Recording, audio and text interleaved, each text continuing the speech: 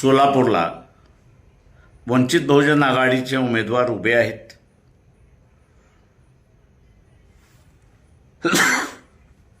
ते लढतात आहेत. माझं आपलं सगळ्यांना असणारं आव्हान आहे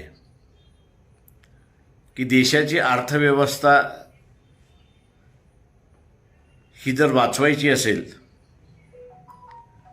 तर कृषी क्षेत्राला वाचवणं हे सगळ्यात महत्त्वाचं आहे. प्रत्येक देश हा कृषीप्रधान आहे अशी परिस्थिती आहे आणि एक देश जेव्हा स्वतःचा माल दुसऱ्या देशामध्ये पाठवतो त्याचा भाव हा ठरवतो की तिथल्या अर्थव्यवस्था टिकणार की न टिकणार. आपल्यापेक्षा अमेरिकेमध्ये पिकवण्याची कॉस्ट कमी असल्यामुळे तिथं माल स्वस्त आहे. भारतामध्ये तो माल थोडासा महाग आहे आणि तोच स्वस्त माल जर भारतामध्ये आला तर आपली कृषी क्षेत्र हे कोलमडल्याशिवाय राहणार नाहीत.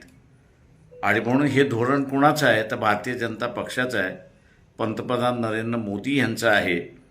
आमचा विरोध आहे हे ग्रामीण भागातल्या मतदारांनी दाखवावा आणि त्यांनी वंचित बहुजन आघाडीच्या उमेदवारांना मतदान करावं असं आवाहन मी या ठिकाणी